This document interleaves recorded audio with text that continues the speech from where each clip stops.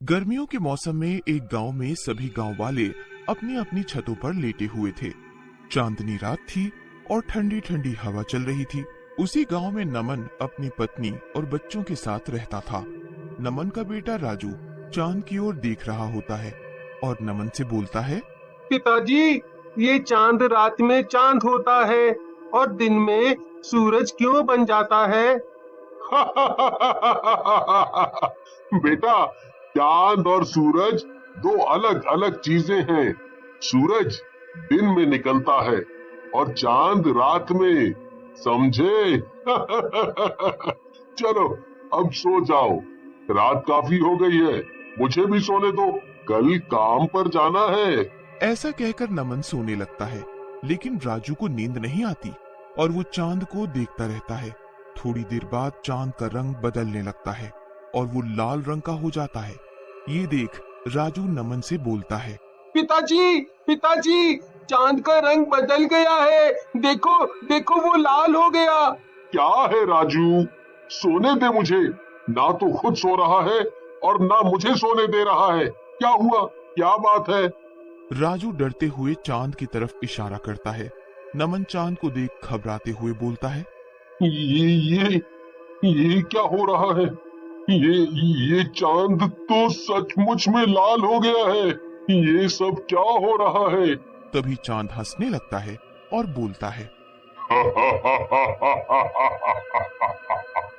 गांव वालों, तुम सबकी मौत आ रही है। कुछ दिनों में सब मरोगे। सब के सब या तो यहाँ से भाग जाओ। उसके बाद चांद का रंग फिर से पहले जैसा सफेद हो जाता है। लेकिन गांव वाले काफी घबरा जाते हैं और अगले दिन सुबह गांव की चौपाल में मिलते हैं। नमन भीमा से बोलता है, भीमा भैया, कल देखा आपने, चांद का रंग बदल गया था और वो हमें मारने की भी धमकी दे रहा था। पता नहीं क्या हो रहा है ये सब कुछ। हाँ, देखा तो मैंने भी अपनी छत से था, लेकिन मुझे कुछ बात समझ नहीं आई। मुझे तो आंखों का भ्रम लगा। अरे भीमा भैया, ये कौनो गणित का सवाल है जो तुमको नहीं समझ आया है? और दारू पिए थे का जब भ्रम लगा? अरे वो चंदवा हम लोगों को धमका रहा था सीधा सीधा, और तुम कहा तो कुछ समझ नहीं आया है? अरे इसीलिए तो मैं तुमसे बात नहीं करता पुत्तन, बिल्कुल जाहिल की तरह बात करते हो। अरे तुम दोनों लड़ो मत। एक तो ये चांद की बात से इतना डर लग रहा है और ऊपर से तुम दोनों भी लड़ रहे हो। मैं तो कहता हूँ आज रात का इंतजार करते हैं और अगर कुछ होता है तो कल फिर मिलेंगे और देखेंगे कि क्या करना है। नमन की बात गांव वालों को जम जाती है और वो रात का इंतजार करने लगते हैं। आधी रात होते ही चांद का रंग फिर से बदलने लगता है और थोड़ी ही देर में लाल हो जाता है। गांव वाले अपनी अपनी छतों पर खड़े होकर ये सब देख रहे होते हैं। मुझे देख रहे हो? लगता है मेरी बात तुम लोगों को समझ नहीं आई। लगता है तुम लोग मर के ही मानोगे। चांद की बात सुनकर नमन कहता है, चांद जी, ये हमारा गांव है, हम इसे छोड़कर कहीं नहीं जाएंगे। लेकिन तुम हो कौन? लगता है तुम लोगों ने मरने का ठान लिया है। अगर ऐसा ही है तो ये ही सही। चांद के ऐसा बोलते ही वहां जोरों से लाल रंग की बारिश होने लगती है। ये देख गांव वाले घबरा जाते हैं, लेकिन वहीं पर एक शराबी जिसका नाम दिनेश होता है बोलता है, अरे अरे, तुम लोग तो कह रहे थे कि लाल रंग की बारिश हो रही है। मुझे तो ये रेड वाइन लग रही है। दिनेश की बीवी सीमा गुस्से में चिल्लाती है और बोलती है, हाय रे, मेरी फूटी किस्मत, कहां से मैं इस शराबी के पल्ले पड़ गई। अरे मनहूस, ये शराब नहीं खून है। तुझे खून और शराब में फर्क नहीं पता चलता क्या? हाय रे हाय। सीमा के मुंह से खून का नाम आते ही सब गांव वाले बारिश की बूंदों को हाथ में लेते हैं। वो बूंदे सच में इंसानी खून होता है। अरे ये तो सचमुच में खून है। सब के सब भागो और अपने घरों के अंदर चले जाओ। नमन की बात सुनकर सारे गांव वाले घर के अंदर चले जाते हैं और छिप जाते हैं। रात भर वो खून की बारिश होती रहती है। सुबह होने पर गांव वाले घरों से बाहर निकलते हैं। चारों तरफ खून ही खून होता है। अरे ये सब का हो गया। हमारी तो गेहूं की पूरी फसल ही बर्बाद हो गई। अरे पुत्तन भैया आप रोइए मत। हमारे यहाँ तो चांद और सूरज की पूजा करते हैं, लेकिन ये सब क्या हो रहा है कुछ समझ नहीं आ रहा। हम सब गांव वाले आपके साथ हैं। हमारी भी फसलें खराब हो गई हैं। हमें मिलकर इस समस्या का समाधान निकालना होगा। क्या समाधान निकालोगे नमन तुम? देखा नहीं उस चांद ने हमें क्या कहा है? इस गांव को छोड़कर चले जाओ। भीमा भैया आपको जाना है तो जाओ, मैं ये गांव छोड़कर कहीं नहीं जाऊंगा। ये मेरा गांव है। मैं एक शैतान से डरकर गांव नहीं छोड़ सकता। ऐसा कहकर नमन वहां से चला जाता है। रात होते ही वही खूनी चांद फिर से निकलता है और बोलता है,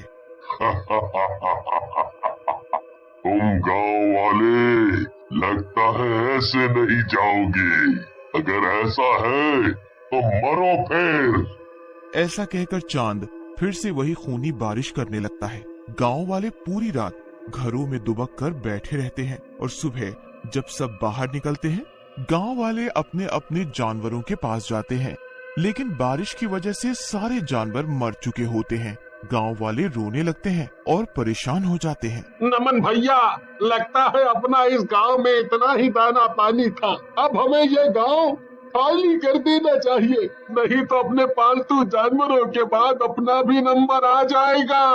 हाँ। ऐसा कहकर भीमा और उसके पीछे सभी गांव वाले वहां से चले जाते हैं।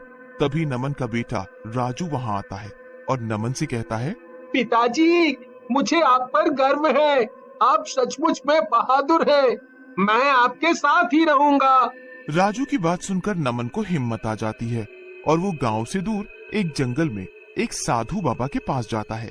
साधु बाबा नमन को देखकर मुस्कुराने लगते हैं और बोलते हैं, आओ नमन बेटा आओ। इस दिन का तो मैं कई वर्षों से इंतजार कर रहा था। बाबा आप मुझे कैसे जानते हैं? आप और मैं तो पहले कभी नहीं मिले।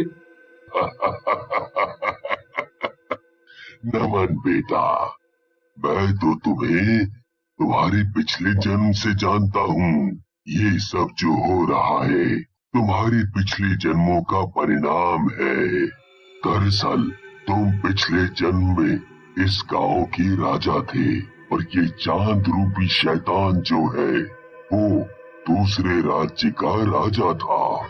लेकिन बाबा अगर ये मर गया था तो ये चांद कैसे बन गया? लगता है नमन बेटा तुमने मेरी पूरी बात नहीं सुनी। अरे ये तांत्रिक शक्तियों में निपुण था और इसने अपनी तंत्र विद्या से चांद को बंदी बना रखा है। लेकिन बाबा अब हम इससे कैसे निपटेंगे? अगर ऐसे ही रहा तो ये सबको मार डालेगा।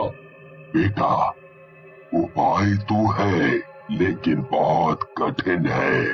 बाबा कुछ भी हो मैं लोगों की जान बचाने के लिए कुछ भी करूंगा। बेटा तुम्हें अपने बेटे राजू के अंदर मेरी आत्मा को जाने देना होगा, क्योंकि चांद के पास जाकर ही उस शैतान को मारा जा सकता है। नमन के हाँ करते ही साधु बाबा अपने प्राण त्याग देते हैं और उनकी आत्मा नमन के साथ जाती है।